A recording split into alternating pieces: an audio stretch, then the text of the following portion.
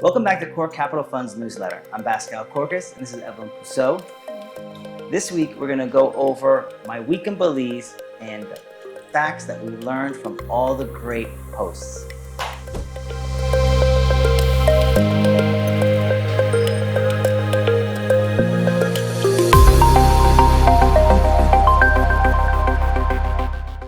First thing we all want to know, I know that your week in Belize was full of great information.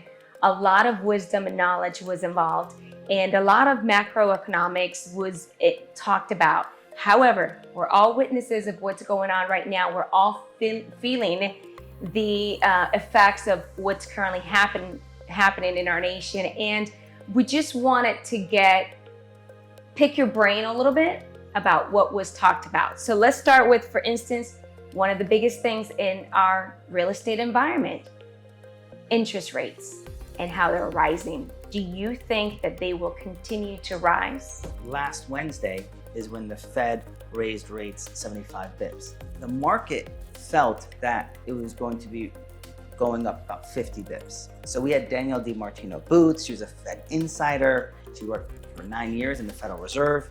So she was giving us a play-by-play as it was happening. Now Monday, she let us know that the information was released early. And the reason that it was released early was to give the market a heads up that it's going to go up more than 50 basis points. And so it doesn't have a significant crash on Wednesday when they get surprised. So they didn't want them to be shocked. So they gave them a little bit of information up front to kind of ease it on Wednesday. So this is the highest rate bump since like 1996. Wow. So it was kind of a shocker, and it kind of gave the market a feeling that the Federal Reserve is serious, that they're gonna constantly raise rates, and they're stating that they're gonna raise rates on every single month when they're meeting 50 to 25 basis points. Now that's what they're saying.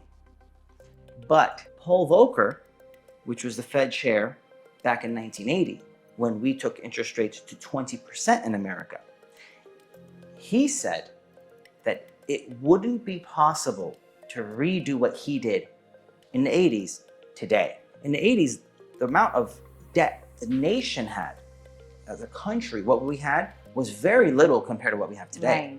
Right. It's significantly more today. So he could do that. Today, if he tried to do that, it would basically, something's gonna crack. I believe they can't do much more. Something's gonna break. And if you see what happened in Japan is, their market is going wild. They're trying to hold their debt at 0.25%, and they can't because of what we did in America. Most transactions, when it's being exchanged from country to country, when they're trading goods, they normally will trade their currency for dollars and then use those dollars to buy goods. Well, our dollar's becoming extremely strong, and that makes it hard for other countries to work. So I know I'm getting a long way around to answer the question, but I really want you to understand what and why, right? Because you're like, it doesn't make any sense. Why is Japan or Europe or Colombia affected by what we do? So I want you to understand why. So say the Japanese market is selling an item. Different countries will have to exchange in and out of the dollar. Now, if the dollar keeps getting stronger, let's just make it simple math. Let's just say, I think the Japan to dollar is 1,000 to 1. So they have to give up 1,000 yen for $1. Well, if the dollar keeps getting stronger, they'll have to give up like 1,200 yen to get $1 to buy the same item. Well, that's a 20% increase on top of the inflation. So that's a multiple on a multiple of paying for them to get goods. So that's going to have an effect globally on countries suffering. So things could get bad here, but they're going to likely be way worse for other people. Right. So now to answer your question, do I think they can do much more? No. If they raise rates roughly 1 more percent, which is like 100 basis points, we're coming to the point where the amount of debt, the national debt payment would equal almost our tax receipts. So that means you're basically just making enough money to pay your debt, not for the country to live. Right. So then we would have to take on more debt to pay for our living as a country, not as individuals, like our country as being run as a business. Continue that to say, if we raise past 100 basis points, we now have to borrow money to pay the interest on the money we borrowed. So that only causes more, increases the probability of inflation. It's against what we're trying to actually accomplish. So I don't think they're going to do it.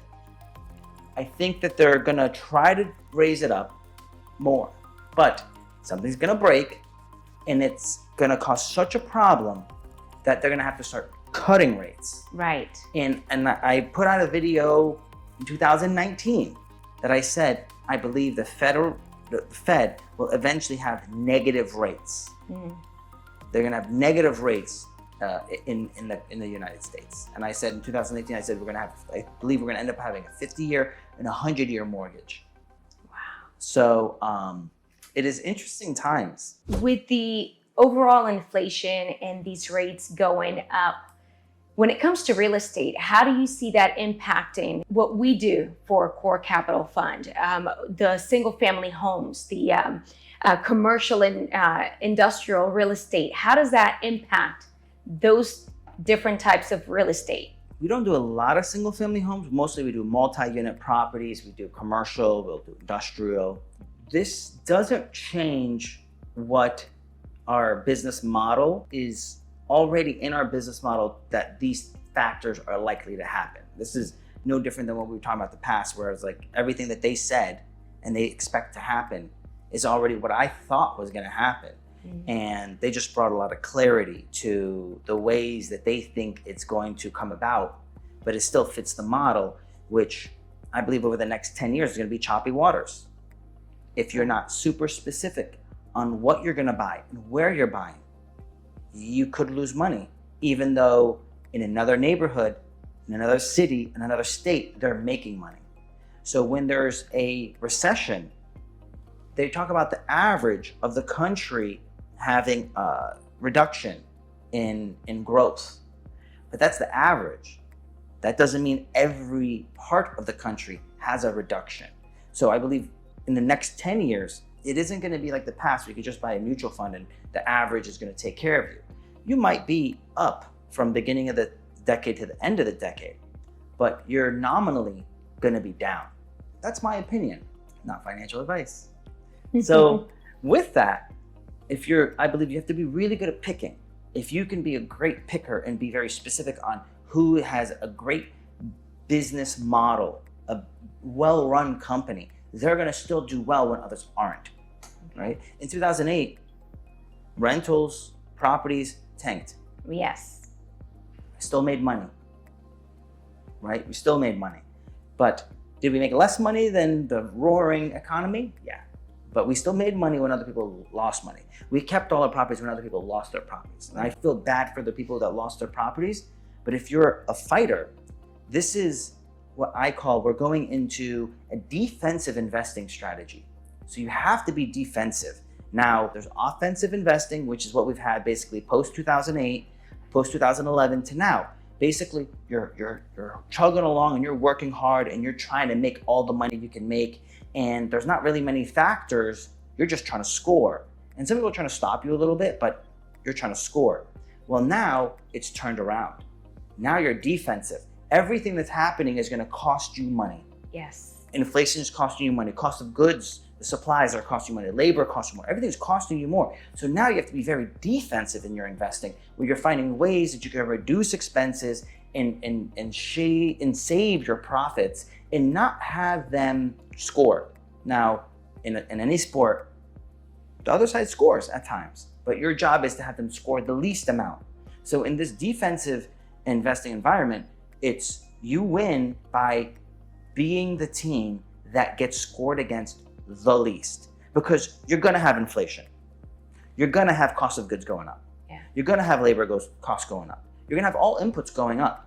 So the winners are going to be the people who prepare to have the least impact and take the least damage. So when the market turns around, you are in the best position. You're in the strongest position. You've built up such a strong team that you can come out roaring. Because post 2008, 2011, we came out roaring and we were amazing. And anything you kept, anything that survived was very profitable. So that's the goal, is to get ready for a defensive investing environment and not worry about all the macro factors. We're still gonna buy. We're gonna look for the best deals possible. And we're gonna just, as the punches come, we're gonna do as well as we can to kind of roll with it, have the least amount of impact so we can have a good foothold to be ready for the roaring. Because if you're just waiting for the market to, the bottom to be called and then you start buying, one, you never know when the bottom is.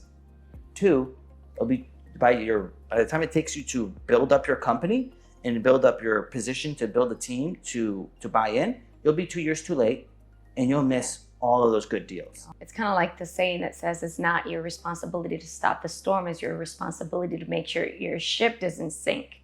Bingo. Awesome. See? Well said. Well said. Well, here's another question. Yeah. Talking in general, because we're not only feeling the pain of what's going on for those of us that are in real estate, how about gas prices? Was that talked about in Belize and how it's impacting so many different areas? Great point. So I loved the presentation by Dr. Chris Martinson. Awesome presentation. And he's not in the gas business. He's not in any of these businesses. He doesn't profit from any of this information, but he does his own research. Mm-hmm. And one of the things that was very interesting is he said that China and Russia said that we've already hit peak oil.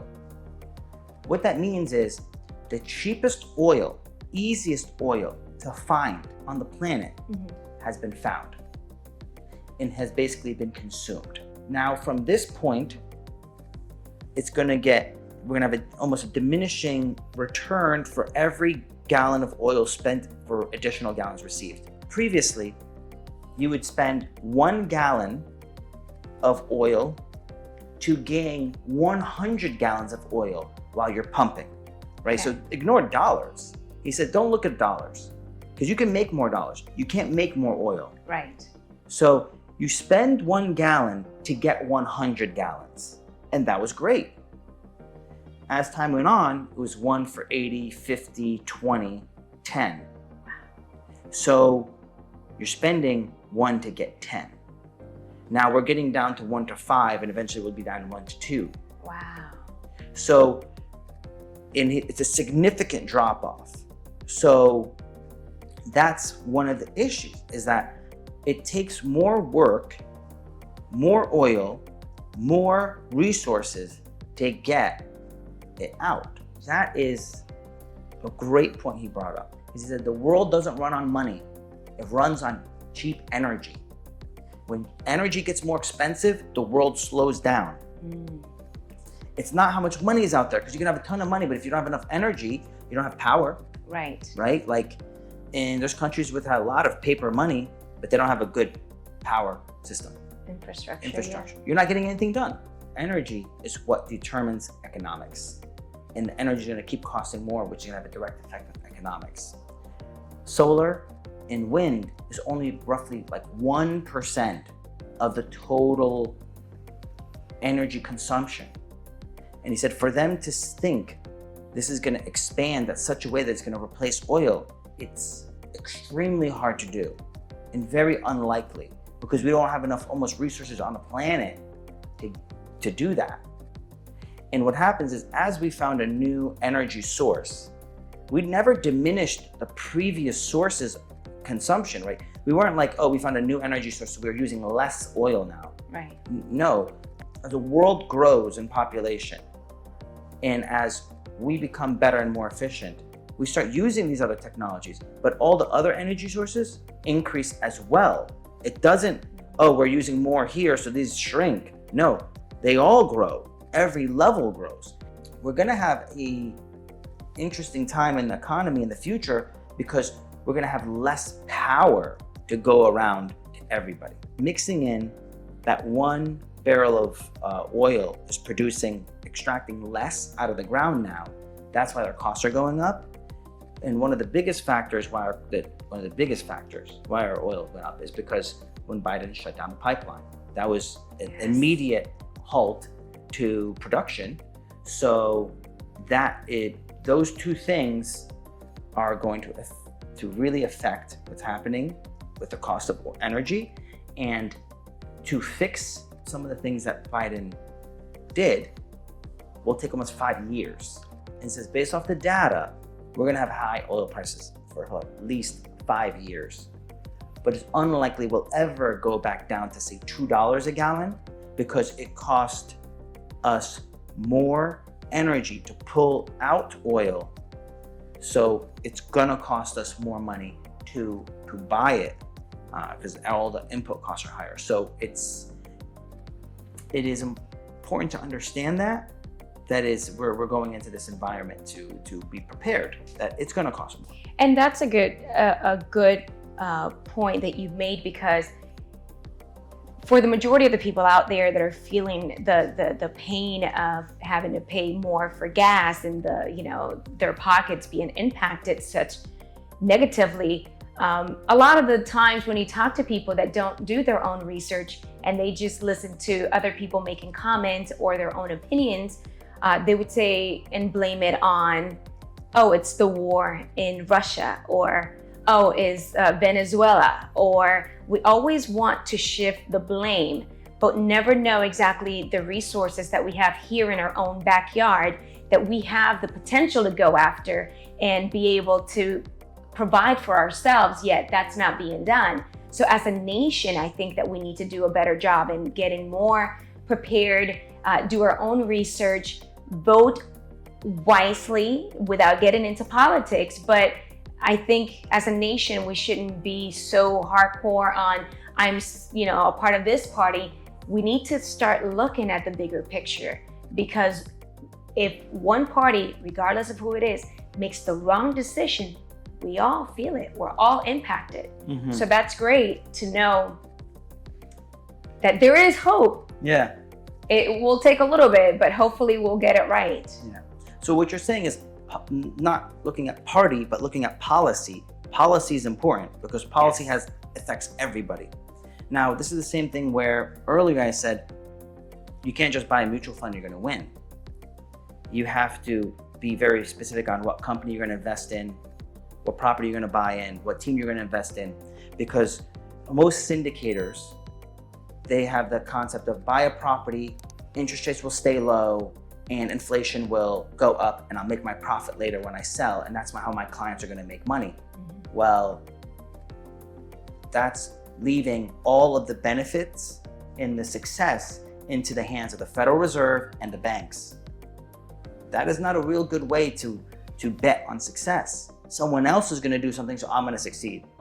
That's why I like with our business model is that we are betting on success because we're doing full value adds. We're gutting a property down to the studs and rebuilding it ground up in the best markets so we can get the best returns, in my opinion.